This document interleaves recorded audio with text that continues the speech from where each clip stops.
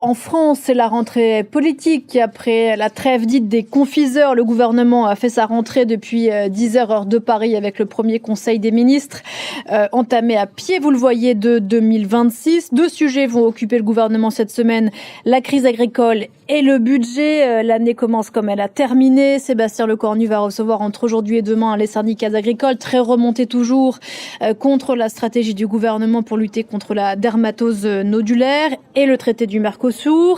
Et puis l'autre sujet de la rentrée, c'est le budget, puisque pour l'instant, c'est la loi spéciale qui permet c'est la loi spéciale qui a été promulguée, mais la France doit bien se doter d'un budget avant la fin du mois de janvier. Les travaux reprennent jeudi en commission à l'Assemblée nationale. Bonjour Flore Simon. Bonjour Pauline. Au-delà des sujets que je viens d'évoquer, il y a un poids lourd qui va s'imposer dans le débat politique en ce début d'année. Ce sont les municipales qui vont avoir lieu au mois de mars. Oui, tout à fait. Et l'enjeu pour les partis politiques, c'est bien sûr l'implantation. Alors, si on regarde un peu tous les partis politiques en présence, toutes les forces en présence, concernant le Parti socialiste et la droite, ce sont deux formations politiques qui sont plutôt bien implantées en France et notamment dans les grandes villes. Sauf que là, ils sont menacés. Par exemple, si on parle de Paris ou Marseille, la droite et l'extrême droite sont sur les talons des maires sortants, maires socialistes.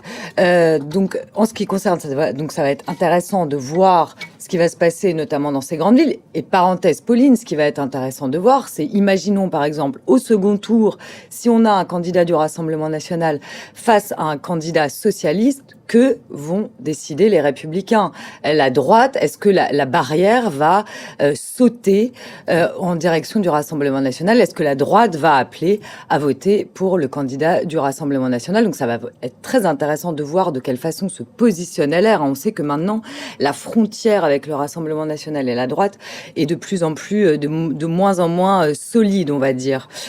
Pour d'ailleurs, ce qui concerne le Rassemblement national, c'est une année crucial. Le parti de Marine Le Pen écrase tout dans les sondages concernant la présidentielle. On est autour de 34% des intentions de vote au premier tour, et ce depuis des mois. Alors on va voir si le raz-de-marée est le même pour les municipales. Le Rassemblement national, il a quand même besoin de prouver qu'il peut s'implanter localement, parce que ça lui permet quand même une crédibilité en plus, une assise en plus pour la présidentielle de 2027. Le RN a d'ailleurs déjà investi 600 candidats pour ces municipales.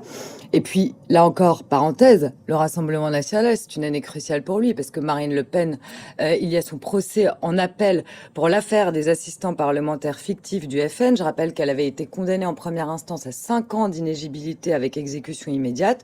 Donc, le procès en appel aura lieu du 13 janvier au 12 février pour le rendu de la cour d'appel à l'été. Elle saura donc si elle pourra se présenter à la présidentielle de 2027. Parenthèse fermée, on en revient au municipal.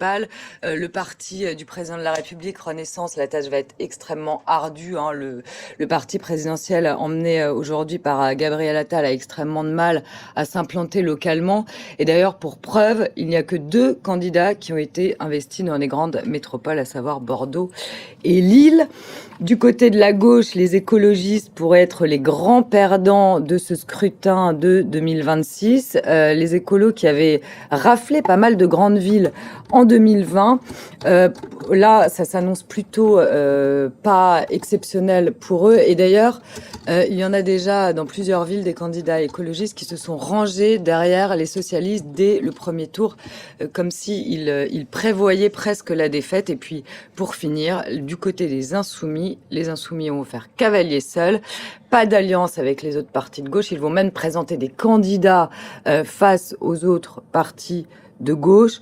Ils veulent se faire une place localement. Et pourquoi, Pauline? Parce que LFI voudrait faire son entrée au Sénat, puisque en septembre, il y a le Sénat qui est renouvelé de moitié, et c'est les conseillers municipaux qui élisent les sénateurs, et LFI, qui n'a aucun représentant, aucun sénateur au Sénat, pourrait donc faire son entrée à la Chambre haute. 2026, année très politique, on le disait, c'est la dernière année pleine du président Macron à la tête de la France. Oui, et Emmanuel Macron tente coûte que coûte de défendre son bilan qui a pris un sérieux coup dans l'aile, hein, notamment depuis la dissolution ratée de 2024 qui a entravé sa possibilité en fait de peser dans la politique intérieure. Le président de la République a quand même dû se résigner l'année dernière à renoncer à sa réforme majeure de son second quinquennat, c'est-à-dire la réforme des retraites, puisqu'elle a été suspendue au prix de la stabilité politique et ce n'est même pas dit qu'elle dure. Alors le bilan économique, bien sûr, a sérieusement aussi entaché l'image du président de la République, hein, la dette qui s'envole, le déficit qui plonge. Donc c'est vrai qu'Emmanuel Macron aujourd'hui est au plus bas dans les sondages, pas de majorité absolue à l'Assemblée nationale non plus. Donc pour cette dernière année de mandat, il devrait quand même se tourner vers les sujets de politique extérieure. Et ils vont être nombreux. Et puis il y aurait des sujets sur lesquels il compte peser, notamment le projet de loi sur la fin de vie, dont il espère que cette loi soit votée avant la fin de son quinquennat, ou encore le service militaire qui devrait voir le jour en milieu d'année 2026. Mais le chef de l'État va quand même, on va dire, être un peu effacé par la présidentielle qui se présente en 2027. Tous les politiques, tous les représentants politiques ont cette élection en tête. Merci beaucoup.